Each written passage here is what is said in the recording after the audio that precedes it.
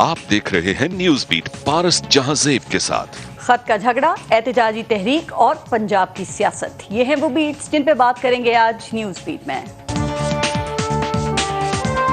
साजिश हमारे मुल्क के खिलाफ हुई, जरा हाथ खड़े करके पहले मुझे बताएं कि मुदाखलत थी, ये साजिश थी।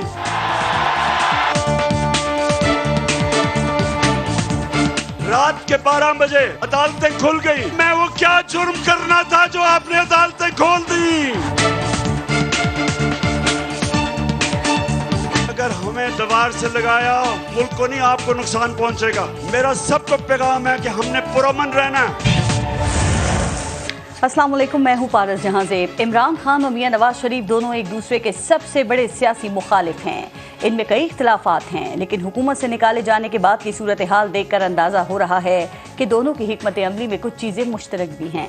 नवाज शरीफ को निकाला गया तो उन्होंने मुझे क्यों निकाला तहरीक शुरू कर दी, खलाई मखलूक की बातें की। इमरान खान भी निकाले जाने पर अवामी एहतजाज शुरू कर चुके हैं, वो भी जलसों में अपना कसूर पूछ रहे हैं। नवाज शरीफ पैनमा को अपने खिलाफ साजिश समझते थे और इमरान खान सफ़ीर के खत को अपने खिलाफ साजिश कह रहे हैं। नवाज शरीफ को भी सब कहते थे कि पैनमा साजिश नहीं है बल्कि एक हकीकत है। आज इमरान खान को भी सब यही कह रहे हैं कि खत कोई साजिश नहीं। नवाज शरीफ भी निकाले जाने पर अदालतों से सवाल करते थे, 5 जजेस को जलसों में ललकारते थे।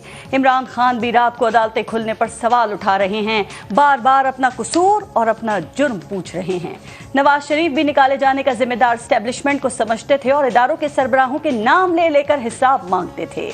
इमरान खान दबे लफ्जों में साजिश और मुदाखलत की बात कर रहे हैं और उनके कारकुनान जलसों में ऐसे ही पोस्टर्स लहरा रहे हैं। पाक फौज के खिलाफ ट्रेंड्स बनाए जा रहे हैं। दोनों के पास एक एक खत भी है। नवाज शरीफ के पास अपनी बेगुनाही साबित करने के लिए कतरी खत था और इमरान खान के पास अमरीकी खत है। तहकीकात करने वालों ने ना कतरी खत को तस्लीम किया और ना ही अब अमरीकी खत में किसी इदारे ने साजिश को तस्लीम किया है।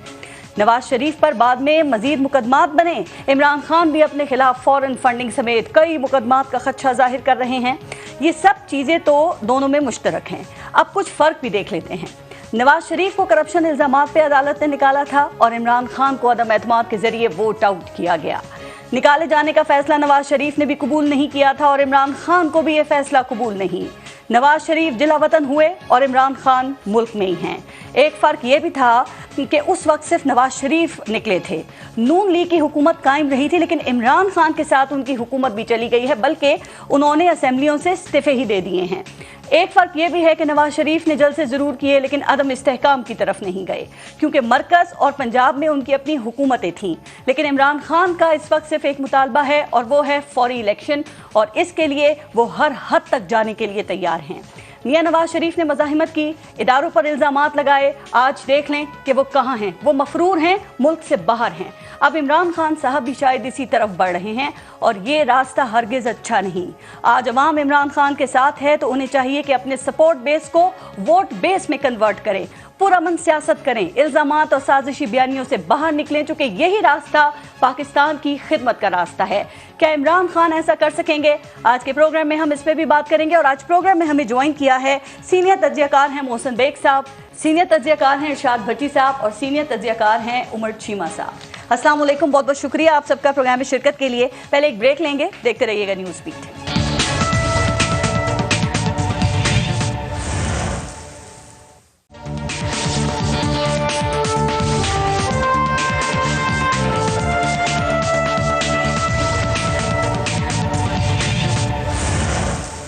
अच्छा मोहसिन बेग साहब, आपसे शुरू करते हैं। सर, रिहाई के बाद आज आप पहली मरतबा मेरे प्रोग्राम में आए हैं, तो यकीनन ये जेल जाना एक भयानक तजुर्बा होगा।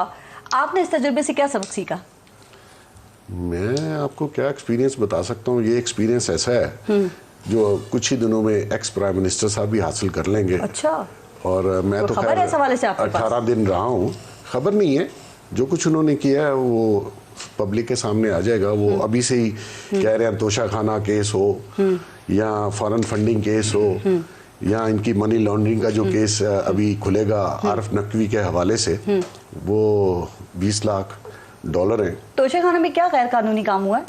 गैर कानूनी काम ये हुआ है कि आपने डॉज दे के कम प्राइस दे के, और उसका रिकॉर्ड भी नहीं है, वो कैश पैसे आपने जमा कराए, कहाँ से आए आपके पास, और जो उसकी प्रोसीड्स हासिल हुई वो भी कैश आपने अपने अकाउंट में जमा करवाए। तो मैं ये समझता हूँ लोगों को आप मनी लॉन्ड्रिंग कहते हैं। पहले तो आप बता दें उनकी पैसों से आपने वो तोहफ खरीदे, ठीक, और फिर जो कैश आया वो अपने अकाउंट में आपने कैसे डलवा लिया। ओके, इन सब पे आते हैं। मोहसिन बेग साहब, वैसे खान साहब की हुकूमत चली गई है तो गम है इस बात पे, खुशी है या मिली जुली कैफियत है आपकी? चूंकि वजीर आजम बने ना इमरान खान, तो उसमें कुछ जिन लोगों ने उनको सपोर्ट किया था, you are one of them, तो कुछ गम है, खुशी है इनकी हुकूमत जाने पे? देखिए, मैं शायद आप ही के प्रोग्राम में मैंने 2.5 साल पहले कहा था कि मैं माफ़ी मांगता हूँ कौम से कि इनको सपोर्ट किया, गलत किया, क्योंकि ये जाली आदमी है जो झूठ पर मबनी एक बयानिया को लेके चला, और मुझे नहीं, मैंने वोट भी दिया, सपोर्ट भी किया। बहुत से लोगों ने, इनके वोटर और सपोर्टर जो हैं वो भी मायूस हुए। तो आज खुश हैं आप, पुराने पाकिस्तान में आ गए? मैं बिल्कुल खुश हूँ, इसमें कोई शक नहीं है। मैं समझता हूँ कि एक जालसाजी से और कौम को धोखा देके इन्होंने अपने बयानियों को आगे बढ़ाया। हम जैसे बहुत से लोग, ISPR की प्रेस कॉन्फ्रेंस के बाद जो आलमी साजिश का बयानिया इमरान खान लेके चल रहे हैं, वो मजबूत हुआ है या कमजोर हुआ है?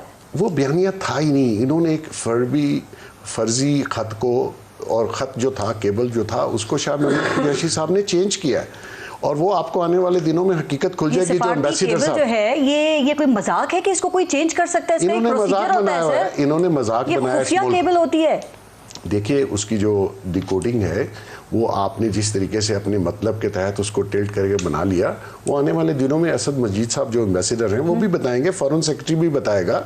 इस पे कमेटी या कमीशन जो भी बनता है, आपको हकीकत सामने आ जाएगी।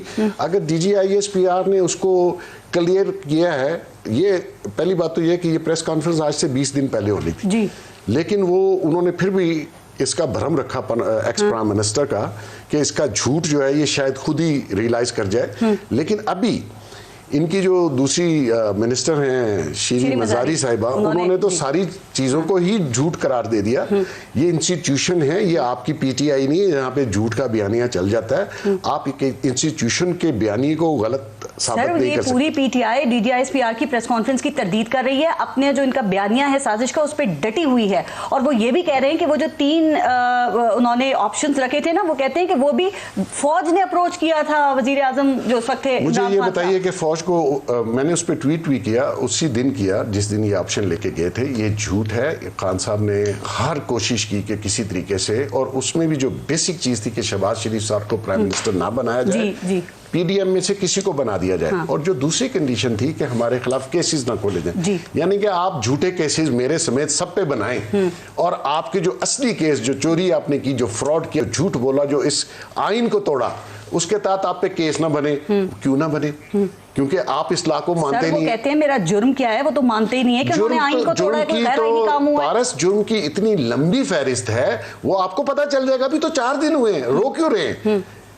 ये तो DG ISPR की प्रेस कॉन्फ्रेंस पे PTI तरदीद करी है, ये शायद ही माजी में कभी ऐसा हुआ हो। इसका इनको नुकसान क्या हो सकता है? अब ये इदारों से लड़ाई की तैयारी है इनकी? लड़ाई बिल्कुल ये इदारों से कर रहे हैं। इन्होंने अदलिया से भी लड़ाई डाली, इन्होंने हमारे रियासत के इदारों से लड़ाई डाली हुई है। ये कौम को गुमराह कर रहे हैं, ये झूठ बोल रहे हैं, ये इल्यूजन में है, किसी ख्वाब में है।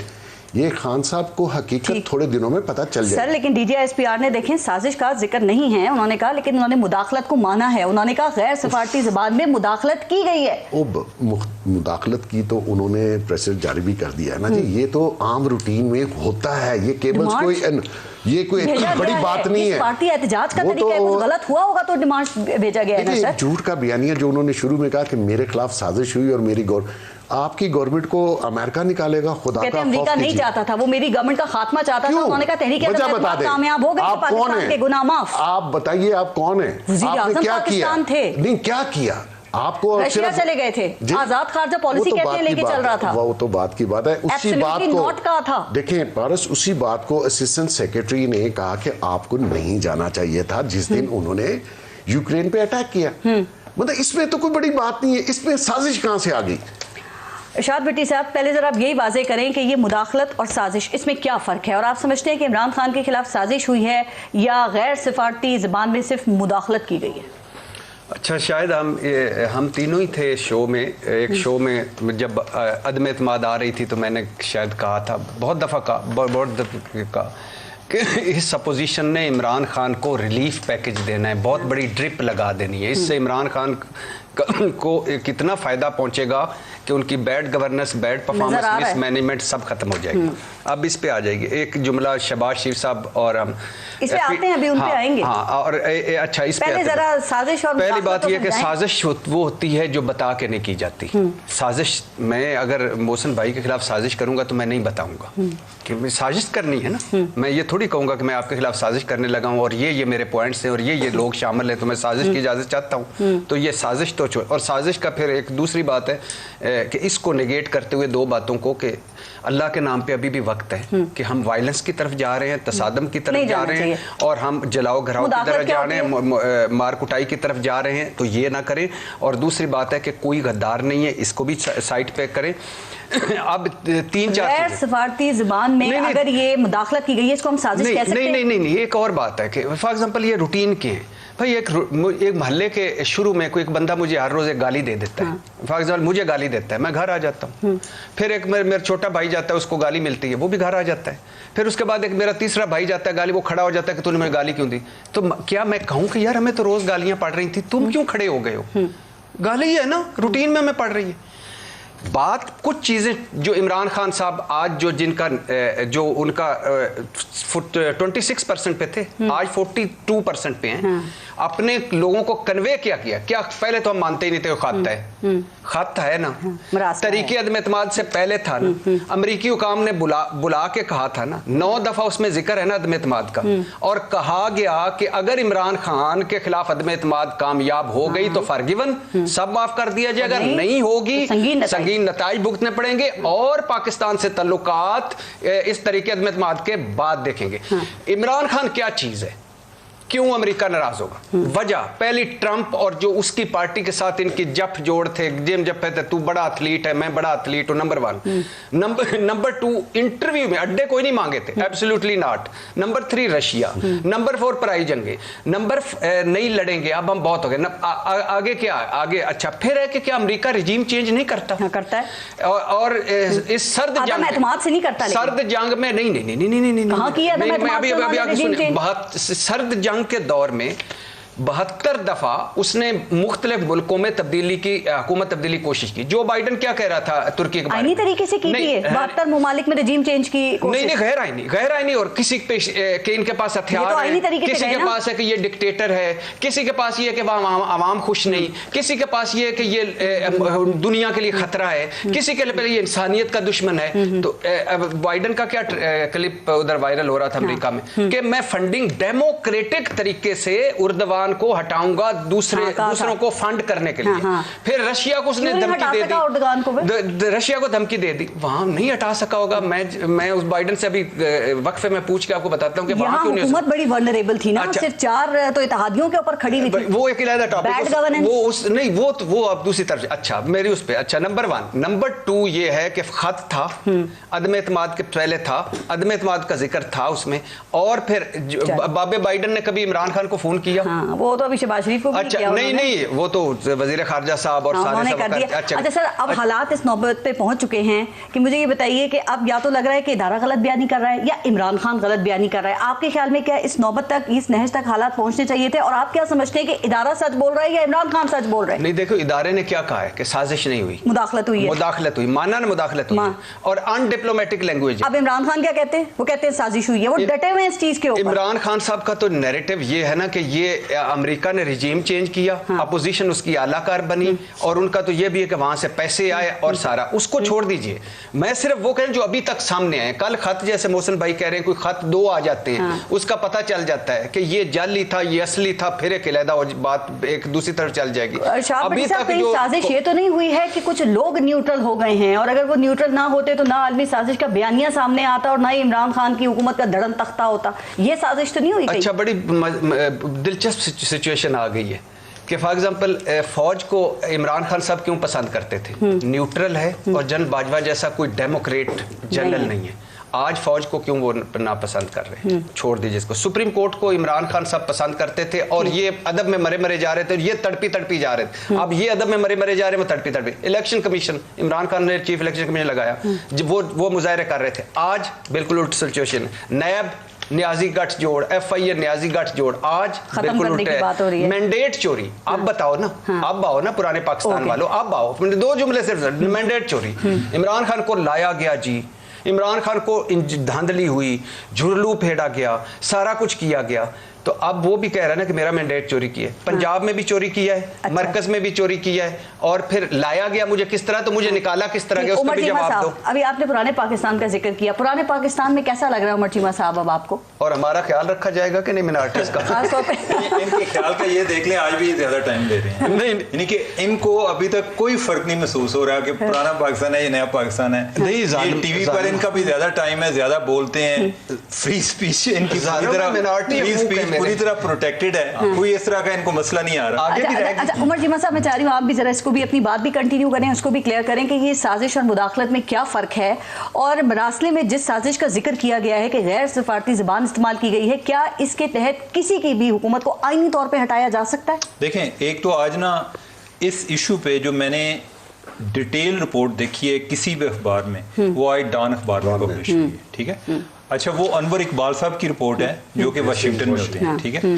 अच्छा, एज ए जर्नलिस्ट जो रिपोर्ट पढ़ के मुझे तासर मिलता है, यानी कि उन्होंने 3 लोगों का नाम लिखा है जो मेन लोग उसमें शरीक थे उस मीटिंग में। इनफैक्ट वो एक फेयरवेल लंच था, एम्बेसडर डिफेंस अटैशी भी इसमें मौजूद थे, डिफेंस अटैशी भी मौजूद थे, जो deputy head of the mission है वो भी मौजूद थे, और एम्बेसडर भी मौजूद थे। अच्छा, अब मुझे जो वो रिपोर्ट पढ़ के लगता है वो ये लगता है कि जो उधर मीटिंग में मौजूद थे पार्टिसिपेंट्स, उनसे बात हुई है, यानी कि मेरा ये अंदाजा है, मेरी कोई अनवर साहब से इस मामले पे बात नहीं हुई, ठीक है।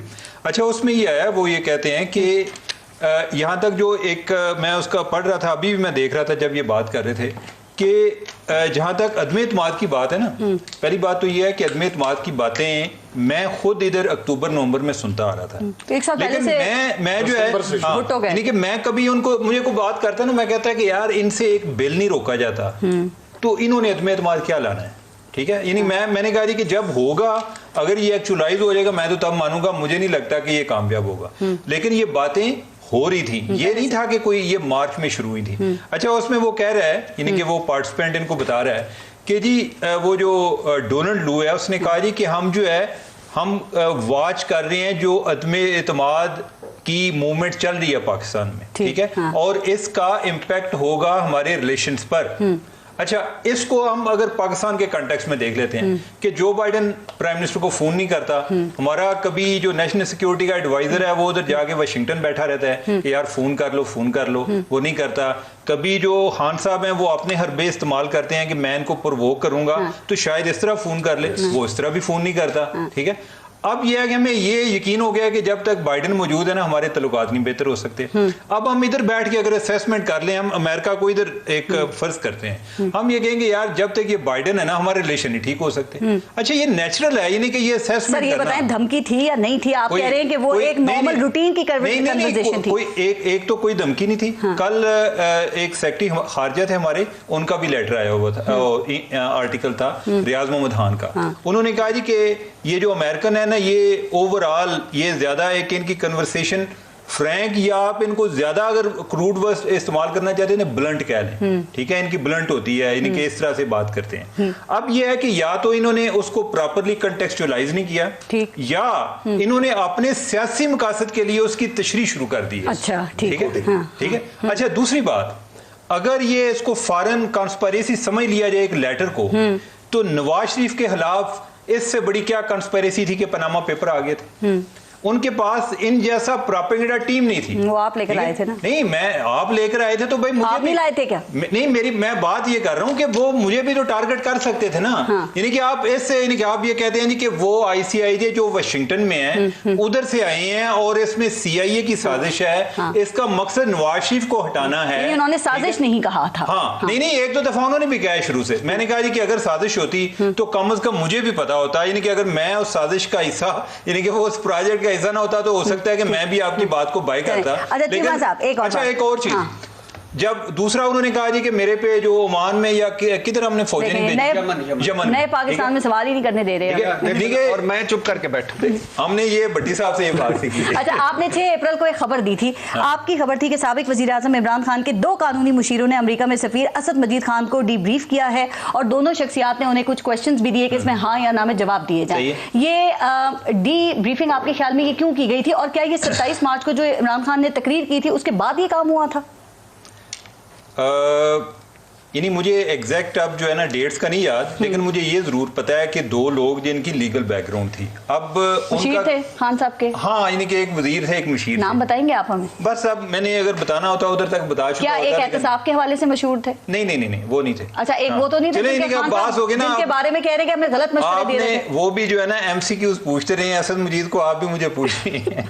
ठीक है, लेकिन ये है कि अब वो 2 लोग जिनकी एक लीगल बैकग्राउंड थी और जरा हैं भी थोड़ी सी कंस्पायरेटोरियल बैकग्राउंड भी है, यानी कि चीजों को मैनिपुलेट करना भी जानते हैं। अच्छा। अब वो इसको आई डोंट नो कि वो कानूनी अंदाज में देखना चाह रहे थे या जो सियासी लिहाज से इस्तेमाल करना चाह रहे थे, तो उन्होंने डी ब्रीफिंग जो है यही है कि जैसे मैं किसी जगह पर मिलकर आऊं और मुझे को आगे फर्दर किए कि अच्छा जब वो ये बात कर रहा था तो उसके चेहरे के तासरात क्या थे, ठीक है, आपने फलां बात का मतलब ये निकाला या ये निकाला, यानी कि उनके जो है हाँ नाम में मतलब अपनी मर्जी का मतलब निकाल लिया है। लेकिन आप समझते हैं कि पीटीआई ने इस वक्त जो लाइन ली हुई है इससे इनको नुकसान हो सकता है, क्योंकि ISPR की जो प्रेस कॉन्फ्रेंस थी ना वो अब उनके मौक़िफ़ को डिनाई कर रहे हैं। देखें, बात ये है कि मेरे लिए ये इंपॉर्टेंट नहीं है कि ISPR की क्या कह रहे हैं, मेरे लिए ये इंपॉर्टेंट है कि अगर आपकी बात में वाकयातन आप यानी कि सच्चे हैं तो आपको अपनी बात पे स्टैंड लेना चाहिए। वो स्टैंड लिया हुआ है और कैसे नहीं, वो कह रहे हैं कि मेरी बात सुने, मैं वॉकआउट करने लगा, मैं एहतजाज कर, मेरे कितना टाइम मुझे मेरी 2 मिलेगा, आप 3 ही हैं। नहीं 3 नहीं, आप पुराने पाकिस्तान में मौसम भाई तो भाई है ना, लेकिन ये कोई बात, ये भी इनको भी भाई बना। अच्छा, पनामा लीक्स का मुझे कितने मुल्कों में आया था सर?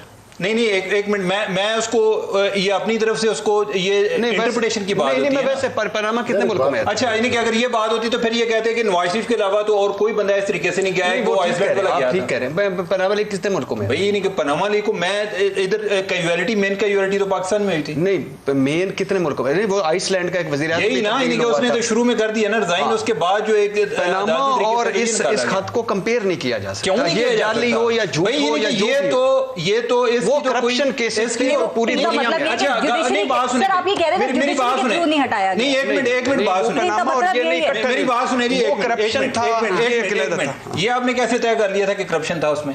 मैं यानी कि मैंने उसमें डॉक्यूमेंट्स देखे हूं, मेरी यानी कि मैं तो तशरीह नहीं कर सका जो आप लोग का तशरीह कर, मेरा मतलब है की बात की थी ना। नहीं मिस डिक्लेरेशन की बात थी, ठीक है। यानी कि अब ये है कि इस मामले में अदालत कह चुकी है और टैक्स एवेजन के लिए किया जाता है ना। मेरी बात सुने ना, आसिफ खोसा इस चीज पर कह चुके हैं कि अगर कोई चीज आपने डिक्लेयर नहीं की हुई, या इवन आज ये अतर मिनल्ला साहब का फैसला है, ठीक है, उन्होंने कहा कि अगर कोई चीज डिक्लेयर नहीं की हुई आप कंसीलमेंट ऑफ एसेट का केस कर सकते हैं। आप ये नहीं कह सकते कि मनी लॉन्ड्रिंग हुई। चलिए दोबारा टॉपिक पे आ जाते हैं। खान साहब कह रहे हैं रास्ते में साफ लिखा हुआ है कि अदम एतमाद के जरिए अगर इमरान खान अदम एतमाद अगर कामयाब हो जाती है तो पाकिस्तान को इसका फायदा होगा और अगर नाकाम हो जाती है तो फिर नताइज भुगतने के लिए तैयार है। वो कहने मरासले में साफ लिखा हुआ है, यानी कि ये इमरान खान के अलावा और कोई तशरीह नहीं कर रहा। अब नेशनल सिक्योरिटी कमेटी का इजलास बुलाया जाएगा इन कैमरा सेशन, उसमें खत को भी रखा जाएगा, उसमें असद मजीद को भी बुलाया जाएगा, उसमें सर्विसेज चीफ्स भी होंगे। देखिए पारस, ये जो चीमा साहब बात कर रहे हैं ना, थोड़ा सा इसको ठंडे होकर जरा सोच लीजिए।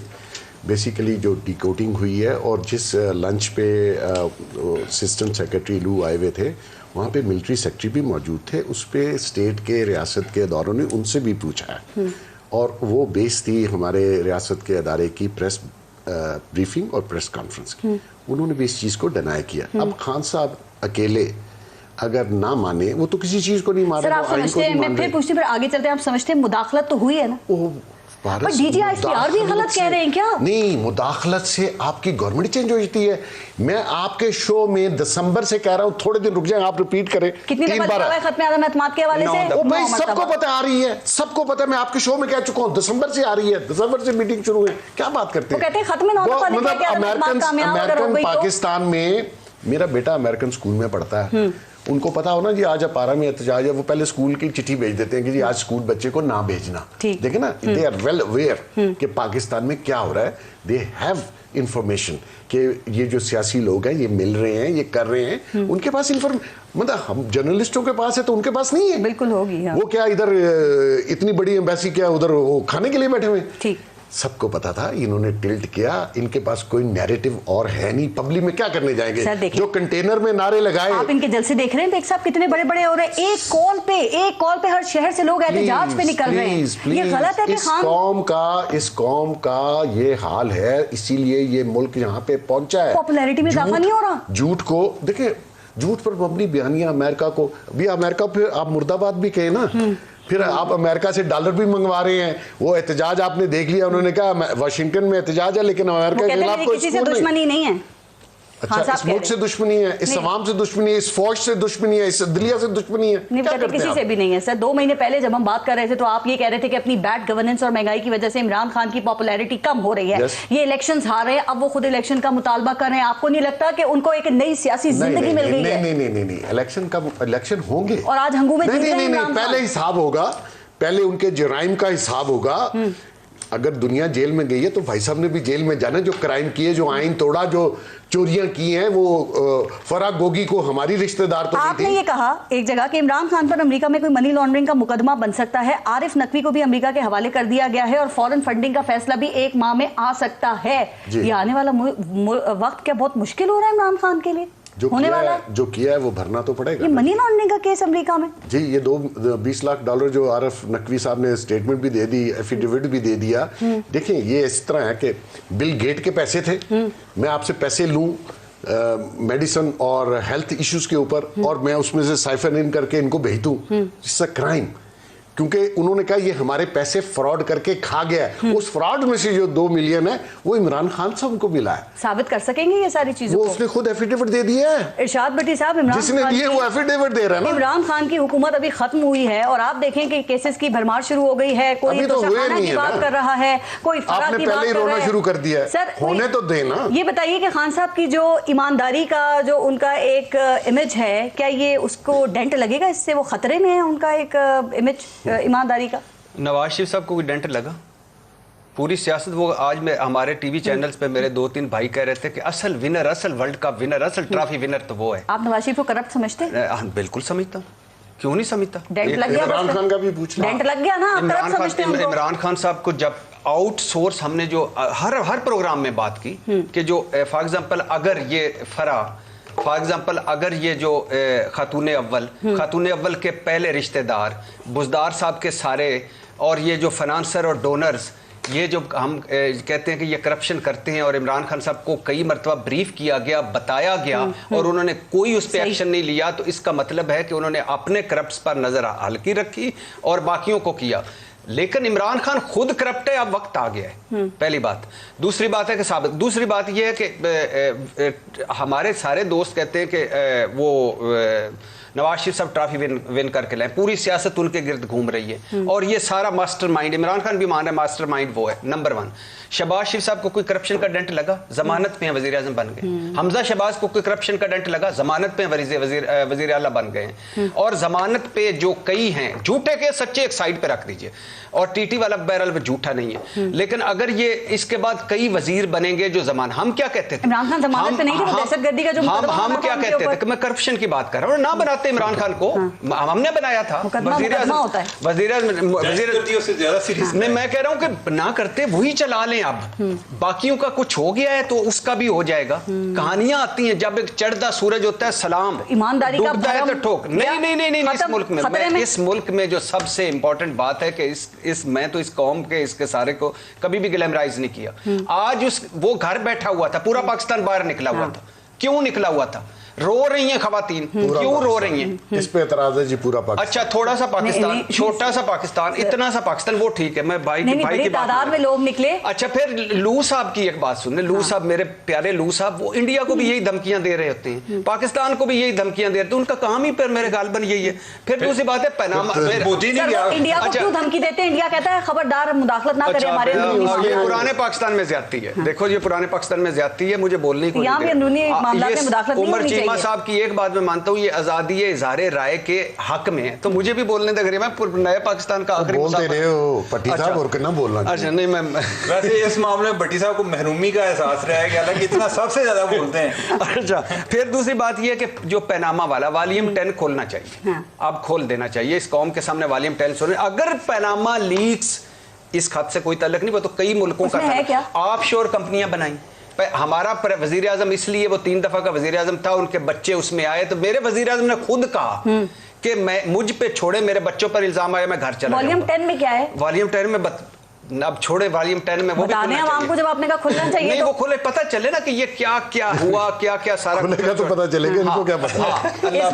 इस वक्त मियां साहब किधर हैं? मफरूर हैं, मुल्क से बाहर हैं। वो कोई जगह 8 हफ्ते के लिए गए, वो भी कोई नहीं। आज वो सारे पवित्र हो गए, सब पवित्र हो गए। ये सारा इस वक्त अब तो उनको आना चाहिए ना। अब तो देखे भाई, उनका छोटा वजीर आजम पाकिस्तान, उनका जो भतीजा वो सीएम पंजाब, तो आना चाहिए। अब कोई माई का लाल उनको सेहत याब होने से नहीं रोक सकता। वो आएंगे, उम्रा करके आएंगे और फिर हमारे पास आएंगे और हम इस्तेकबाल के लिए निकलेंगे। की क्या जरूरत है? और अच्छा फिर मजे की बात देखें, मैं आज सोच रहा था कि हमारी जमहूरियत कितनी खूबसूरत है कि एक पार्टी है मुस्लिम लीग नून, उसके कायद कौन है? नवाज शरीफ। उसको अमलन कौन चला रही है? मरियम नवाज साहब। उसके सदर कौन है? शहबाज शरीफ। अच्छा। वजीर आजम कौन है? शहबाज शरीफ। सीएम पंजाब कौन है? हमजा। यानी सारी जमहूरियत, सारा कुछ, और वो सारा एक ही हो गया। चलिए ठीक। अब जरा मुझे ब्रेक लेनी है, लेकिन उससे पहले चूंकि आपने कहा कि बड़ी तादाद में आवाम बाहर निकल रही थी, बिल्कुल ठीक बात है, लेकिन मैं एक बड़ी सेंसिटिव बात है जो करने लगी हूँ कि जो दूसरी तरफ सपोर्टर्स निकले ना इस जलसों में, एहतजाज में, आपने देखा कि वो पाक फौज के खिलाफ नारे भी उनमें से कुछ लगा रहे थे। कोई बड़े वाहियात किस्म की ट्रेंड्स जो हैं वो भी पाक फौज के हवाले से चलाए गए, पासपोर्ट्स चलाए गए, कौमी परचम को जलाने की वीडियोस भी हैं। इरशाद भट्टी साहब, क्या ये ठीक हो रहा है? क्या इनके सपोर्टर्स ने इमरान खान को पाकिस्तान से भी ऊपर कर दिया है सर, कि अगर इमरान खान नहीं तो खुदा ना खास्ता पाकिस्तान भी नहीं?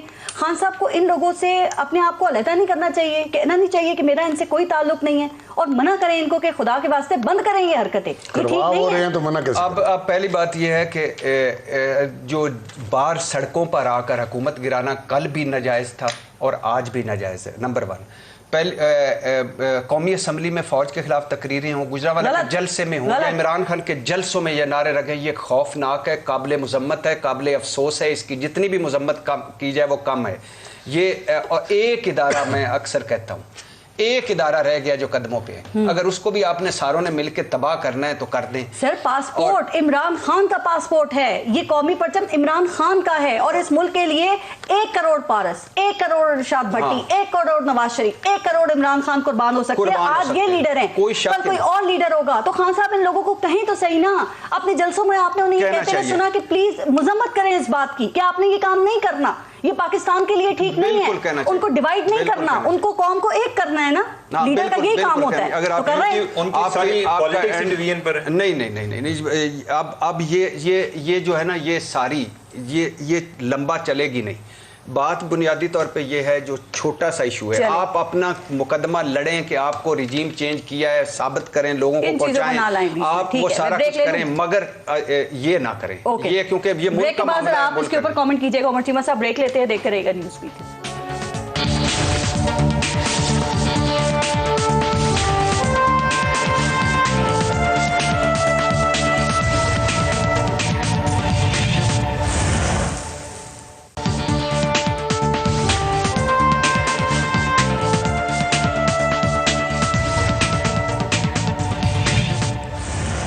अच्छा चीमा साहब, मैं चाह रही थी कि जो इस गवर्नमेंट के नए चैलेंजेस हैं उस पर भी बात करें, लेकिन टाइम थोड़ा सा कम है। एक बात बताइए कि खान साहब कह रहे हैं कि अब ये पूरी कोशिश करेंगे कि ये मेरे ऊपर केसेस बनवाएं, और ख़ास तौर पे फॉरेन फंडिंग के केस में हमें मैच से बाहर करने की कोशिश करेंगे। तो क्या कोई ऐसा प्लान है? चूंकि देखिए मुतालबा उनका ठीक नहीं है, वो कह रहे हैं भाई तीनों जो पॉलिटिकल पार्टीज हैं उन सबका केस साथ सुना जाए ना। नहीं, बहुत अच्छा मुतालबा है उनका।